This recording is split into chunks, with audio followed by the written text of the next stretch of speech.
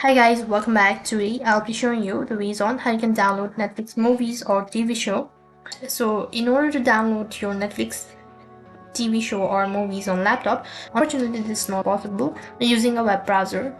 What you need to do is the alternative is that you need to install the application on your device. So for that, go to your Windows tab from the bottom. After that, type in store. You can just find out Microsoft Store or just store in, and the search match should be Microsoft Store.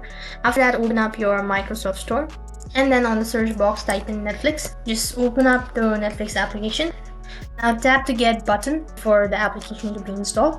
Once the application is completely installed, click on the open button. And after you're logged into your account, from the right hand side corner you can see a try bar icon. Tap on it and scroll down right to the bottom. You'll be able to see category as download available. After you click on the download available, you'll be able to see all of the downloaded items or all of the downloaded movies and TV shows that you can watch.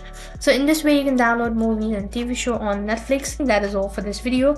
I hope the video was helpful. Make sure to like, share and subscribe to our channel. Thank you for watching. See you in the next video.